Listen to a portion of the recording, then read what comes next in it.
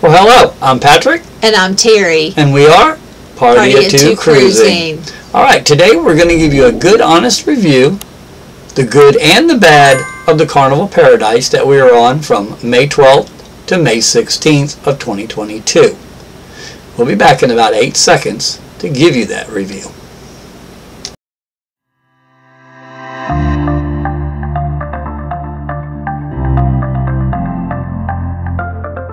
Alright, on this particular cruise, the Carnival Paradise goes out of Tampa, which is about 15 minutes from our house. This is the first time we've went out of Tampa in probably 2 years since before the pandemic started. So we were very excited to get back on the Paradise. It's our home ship. Right. And remember, the Carnival Paradise, and we'll talk about that in just a second, is one of the fantasy class ships. There's only 3 that still exist, and that's the Paradise, which is one of the newest ones, which I believe, in my opinion, is the nicest one, and we've been on quite a few of them. And the Carnival Elation, which I did not like as much, which goes out of Port Canaveral, and then the Ecstasy, which in October, that one will either be scrapped or sold as well, but it will be taken out of the fleet. Now, what he just said was, this is the smallest ships of Carnival, and there's 3 of them left. Right. And the Carnival Paradise, again, is the nicest one. So we got into the terminal. The terminal's very easy to get into. As you saw in my embarkation video, you can either valet park, you can drop off your luggage in the front, drive out of the parking lot, back onto Channelside Drive, and park in the garage. And one of the nice things about the garage in Tampa is they don't charge you for debarkation day as they do in Port Canaveral. We do it right in Tampa. Correct. Then you go upstairs, and we went to check in. You were greeted by a young lady right there before you went to the counter. They do it a little bit different than Port Canaveral. They don't have the technology as Port Canaveral has, especially in Terminal 3 at the Mardi Gras. We were met, and for the first time in 5 cruises already, they have not looked. They looked at our Verify app, and that was it. Didn't ask us for any other paperwork.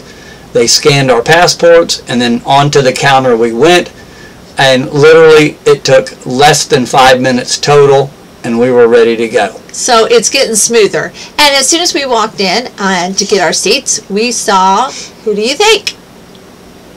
Brian.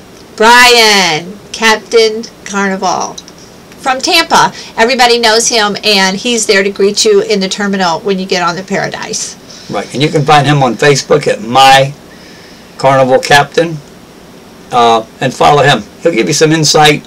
He's there for every ship that comes in that's Carnival.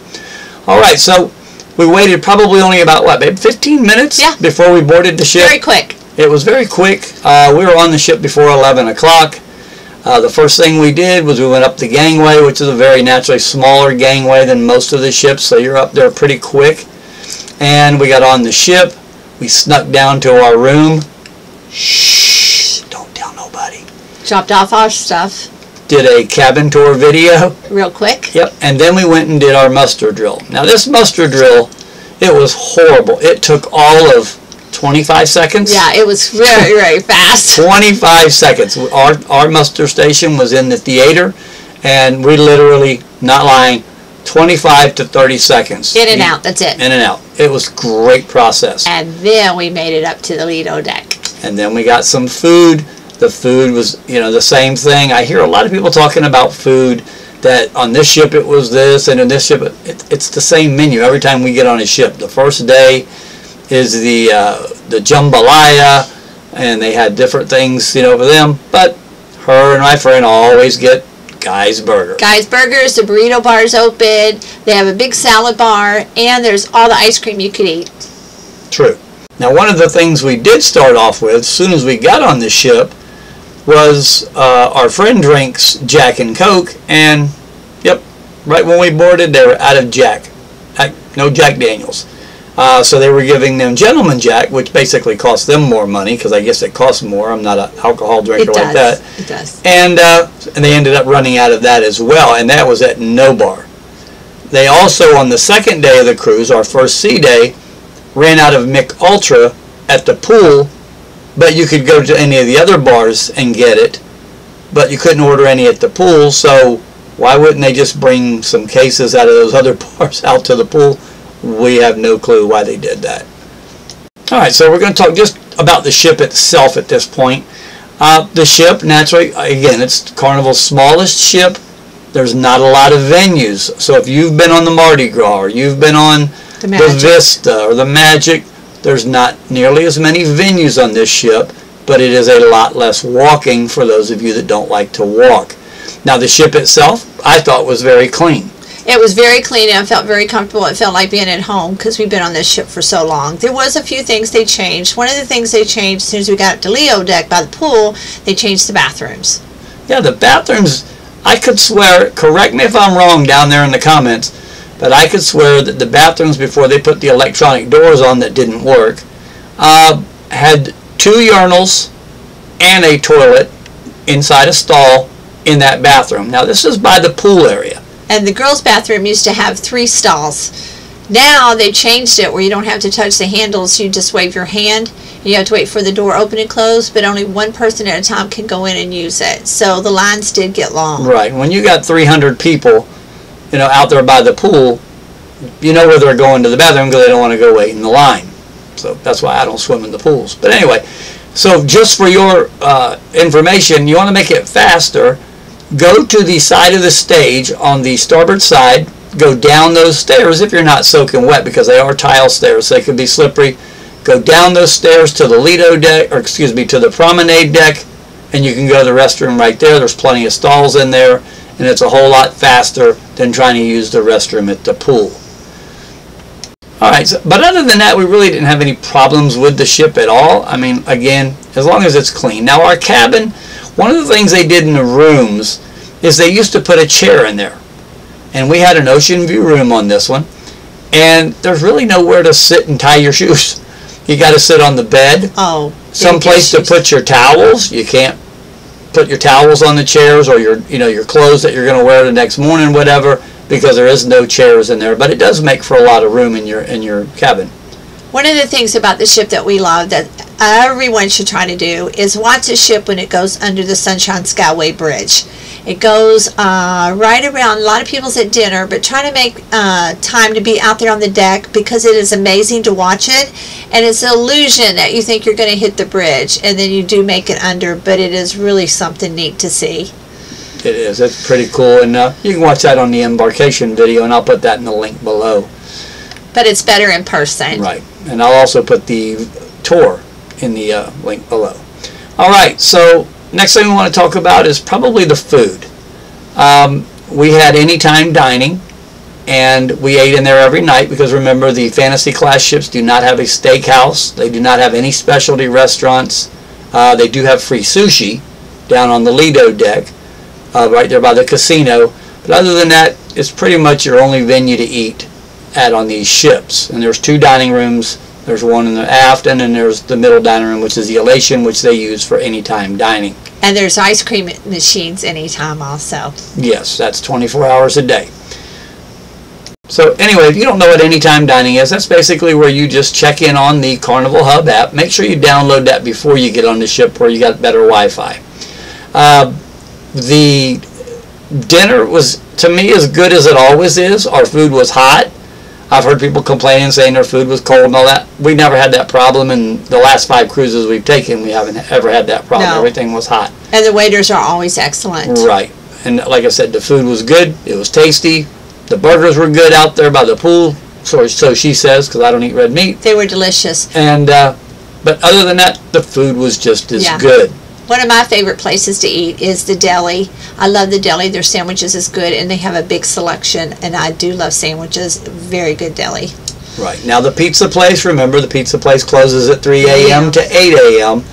And after the shows at night, the pizza line was halfway through the buffet. Everybody gets hungry. They were working. They were trying to keep up, but they really couldn't keep up because there was really nothing else out.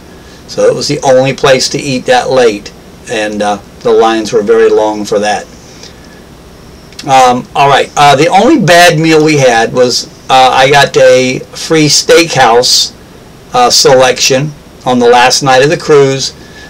She ordered the surf and turf. She got the filet mignon, which she said was very good. correct? It was delicious. And her lobster. Yeah, my lobster was great. Was great. My lobster, which all I got was the lobster, we could have played basketball with it. He didn't like his. Overcooked. It was rubbery, but hers was great, so that's all that matters. Happy wife. Happy life. So they say. So anyway, so pretty much food, we give it a 9. 9.5 maybe. Yeah. It was good. Yeah, it was very good. All right. A lot of options. Right. Entertainment. Okay. Entertainment is the same as it was on the Elation. It has Epic Rock as your main show the last night of the cruise, which is a great show. Don't get me wrong. We've brought you that on a couple of our videos.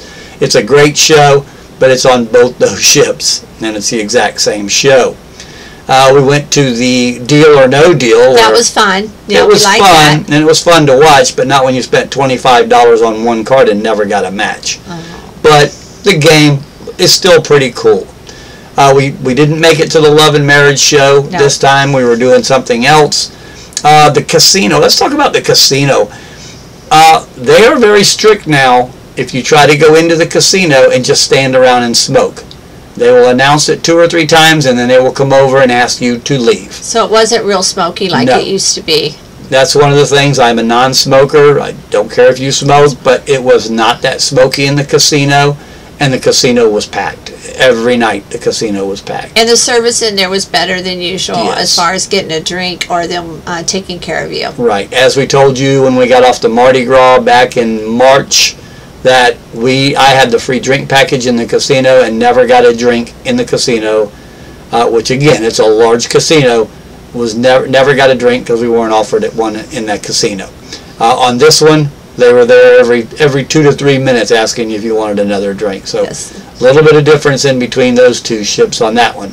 And where are we going tomorrow? Mardi Gras. Heading out in the morning.